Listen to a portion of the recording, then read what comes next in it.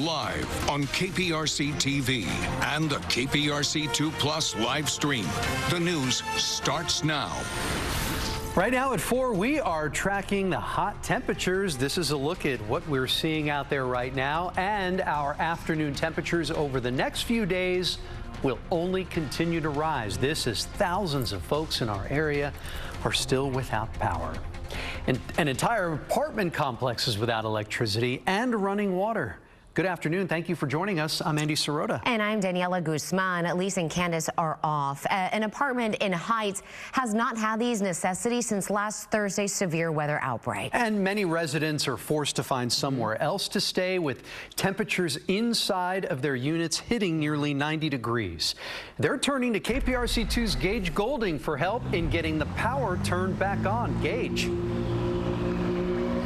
Andy, Daniela, this has been hot and cold, on and off, black and white, however you want to describe it. Power at this apartment complex has been off, Believe it or not, it's been in between somehow. Some lights on, some lights off, some lights flickering, some lights doing nothing. The office actually had air conditioning at one point, we think, but all of the apartments have nothing. And you can see there are center point trucks here right now because they are working to try to figure out what is the cause of all this. I'm going to show you some video from inside these apartments. You can see refrigerators have the lights on.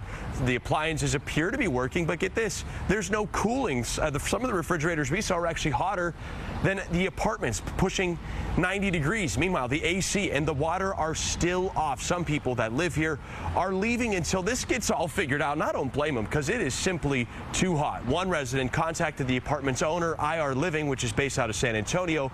They emailed her back saying, in part, you're looking at it right here, quote, a private electrician was dispatched and confirmed the power was not fully restored and it was on Centerpoint's side. I reported the power after speaking with the electrician yesterday. Residents say they're done being stuck in the middle of this monkey in the middle of finger pointing.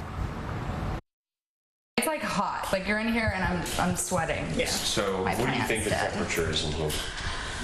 I would probably say like 86 maybe? Yeah. Almost 85, 84.9. Yeah. What do you usually keep it at? 68. Yeah, me too.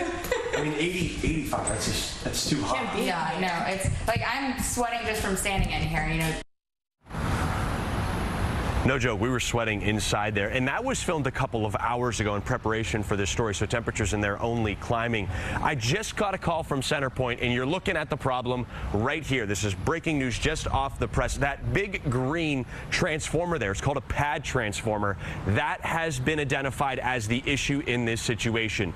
So what happens now? Great question.